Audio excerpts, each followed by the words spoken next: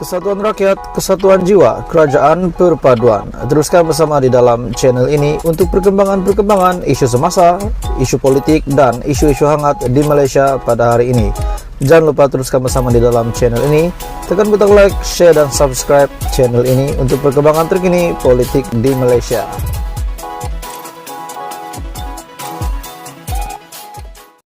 Tuan-tuan dan mama semua, apa kabar kamu semua? Satu berita hangat hari ini yang saya nak kongsi. Ada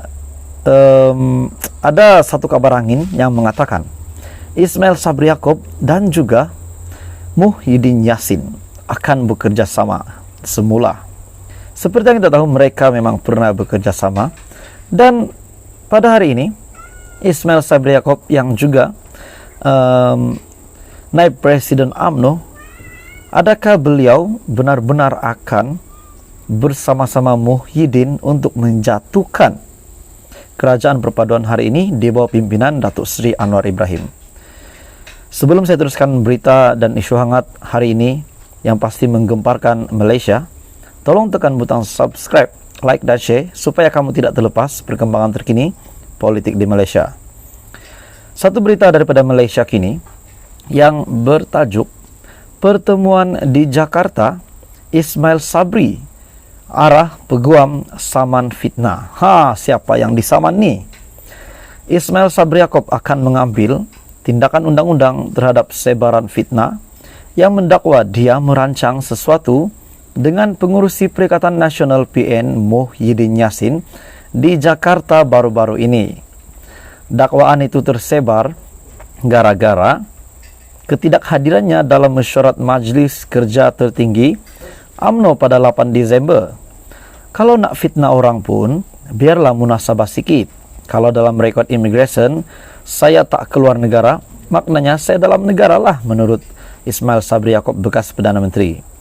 Saya sudah pun mengarahkan peguam saya untuk mengambil tindakan undang-undang kepada pemfitnah, katanya kepada Malaysia kini ketika beliau ditanya berkaitan dakwaan itu. Selain daripada Ismail Sabri Yaakob, Mahdzir Khalid yang juga Naib Presiden UMNO tidak hadir dalam mesyuarat tersebut.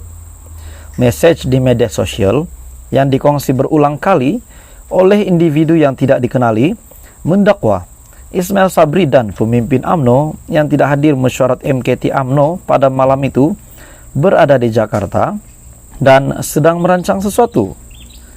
Jadi satu mesej di media sosial yang tular, yang menggemparkan seluruh UMNO dan rakyat Malaysia juga, yang dikongsi berulang kali oleh individu yang tidak dikenali, mendakwa Ismail Sabri tidak hadir untuk mesyuarat MKT UMNO, tetapi berada di Jakarta dan sedang merancang sesuatu bersama Muhyiddin Yassin.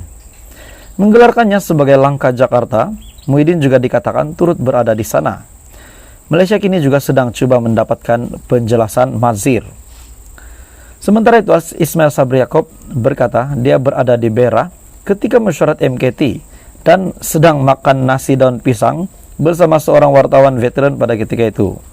Lokasinya tidak didedahkan. Jadi tuan-tuan dan puan, saya berpikir, kenapa Ismail Sabri tidak menghadiri majlis MKT UMNO itu, dan sepatutnya beliau memang perlu hadir karena majlis itu penting, mesyuarat itu penting.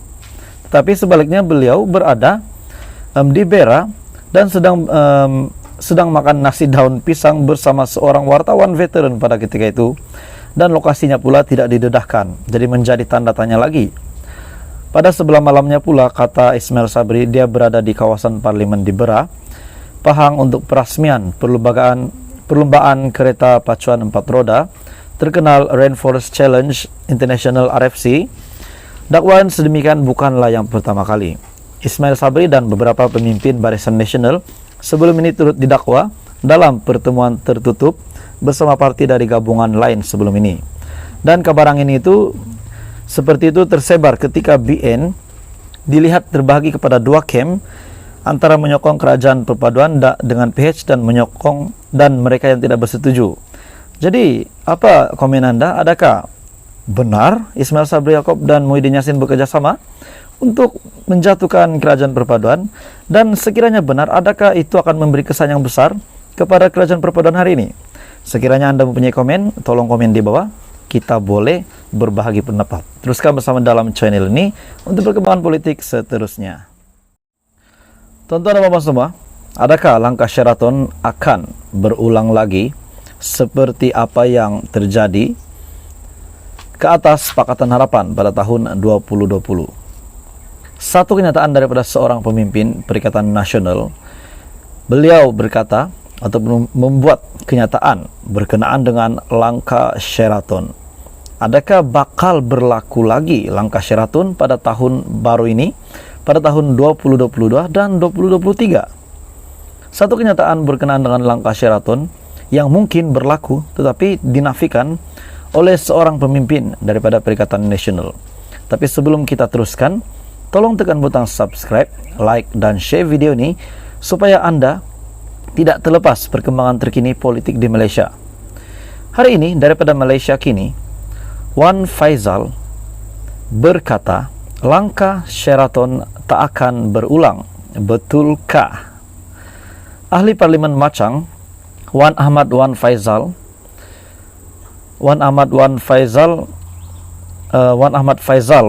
Kamal, maafkan saya, menegaskan gerakan politik seperti langkah Sheraton yang membawa kepada kejatuhan kerajaan Pakatan Harapan pada tahun 2020 tidak akan berulang. Betulkah? Apa komen anda, tuan-tuan dan puan-puan?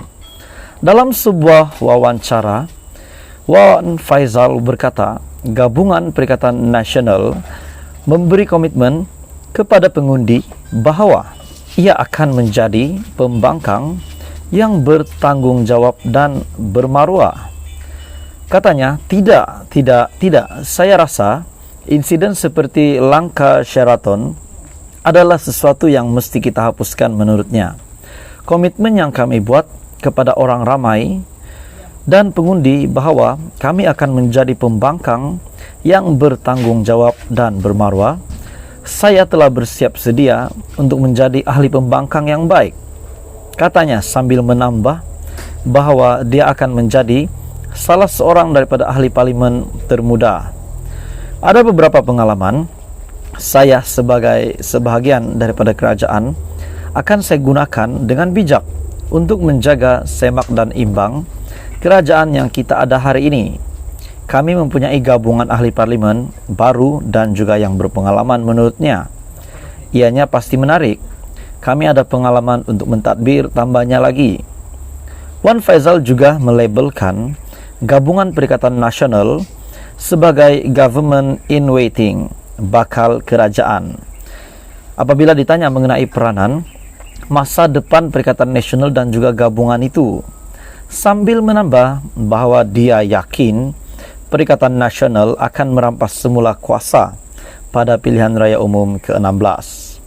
Dia menambah bahawa pelantikan Hamzah Zainuddin sebagai ketua pembangkang akan jelas dalam menjawab persoalan bagaimana Perikatan Nasional akan mempengaruhi sokongan pengundi. Kami mahu seseorang yang mempunyai keseriusan dan pengalaman mendalam dalam kerajaan. Katanya ketika ditanya mengapa Presiden Bersatu Muhyiddin Yassin selaku Perikatan Nasional, pengurusi Perikatan Nasional sendiri tidak dinawarkan untuk jawatan sebagai ketua pembangkang. Muhyiddin yang juga mempunyai ciri-ciri itu, dialah yang paling berpengalaman daripada semua. Tetapi Hamzah mempunyai enigma tersendiri, katanya, mengenai sama ada Bersatu akan melihat Hamzah sebagai pemimpin masa depan parti. Wan Faizal mengulas bahawa Hamzah berada di atas dari segi pemimpin kanan, dan ketika beliau diminta menjelaskan peranan Muhyiddin sebagai calon Perdana Menteri, dia berkata parti itu akan menunggu pemilihan parti.